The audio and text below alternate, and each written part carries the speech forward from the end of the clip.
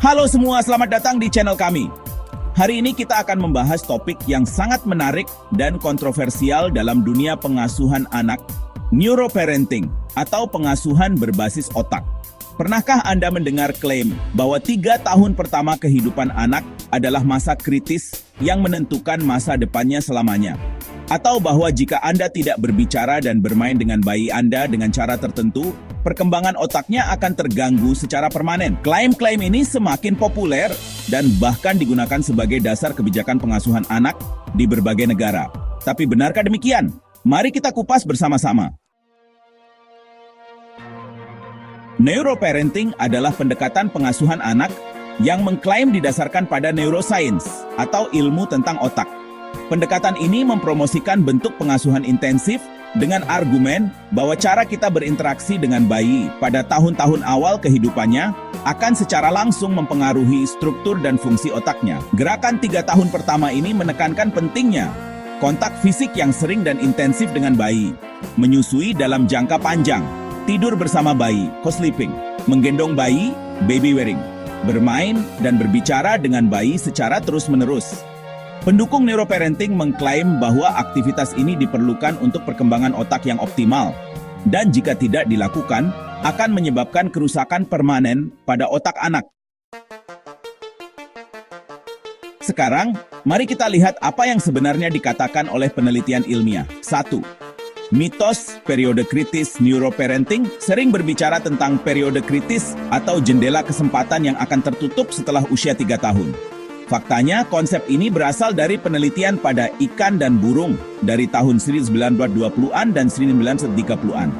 Para ilmuwan modern justru menggunakan istilah periode sensitif yang jauh lebih fleksibel. Otak manusia memiliki plastisitas yang luar biasa dan terus berkembang sepanjang hidup. 2. Perbandingan dengan hewan yang menyesatkan. Banyak klaim neuroparenting didasarkan pada eksperimen dengan tikus, monyet, atau hewan lain. Robert Putnam bahkan menulis bahwa memeluk bayi adalah perilaku manusia yang setara dengan perilaku menjilat dan merawat anak tikus. Ini adalah perbandingan yang sangat menyesatkan. Bayi manusia memiliki kesadaran dan perkembangan kognitif yang jauh berbeda dari hewan. Kita tidak bisa menyamakan keduanya. 3. Pengasuhan alami yang tidak alami. Penelitian antropologis menunjukkan bahwa model ibu yang mengasuh bayi secara intensif dan individual di rumah sebenarnya bukan norma historis manusia. Sebuah survei terhadap hampir 200 masyarakat menemukan bahwa 40% bayi dan 80% balita tidak diasuh utamanya oleh ibu mereka, melainkan oleh saudara yang lebih tua atau anggota komunitas lainnya.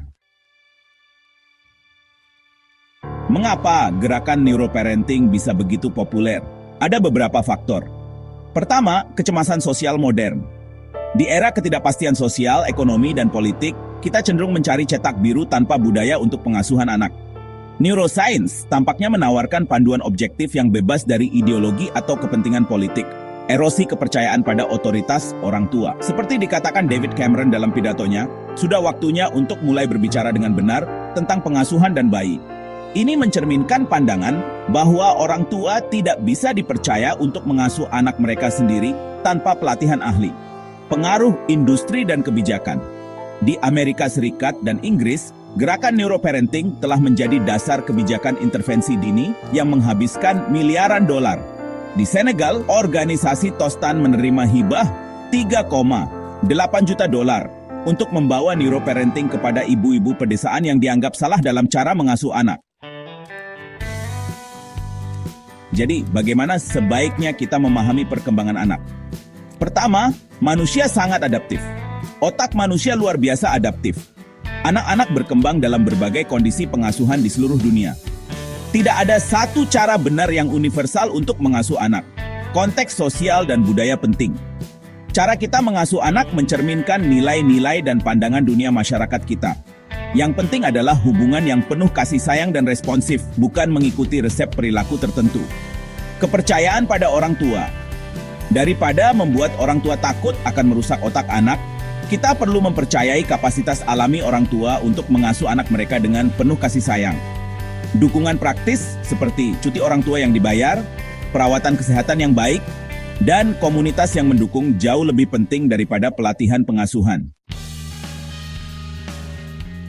Jadi teman-teman, saat Anda mendengar klaim tentang bagaimana Anda harus mengasuh anak demi perkembangan otaknya, bersikaplah kritis. Tanyakan, apakah ini didasarkan pada penelitian manusia atau hewan? Apakah penelitiannya diinterpretasikan dengan benar? Siapa yang mendapat keuntungan dari promosi ide ini? Yang terpenting, percayalah pada intuisi Anda sebagai orang tua. Hubungan penuh kasih sayang dan responsif dengan anak Anda jauh lebih penting daripada mengikuti resep pengasuhan apapun.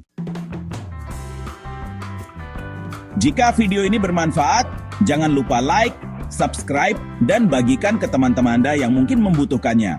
Sampai jumpa di video berikutnya.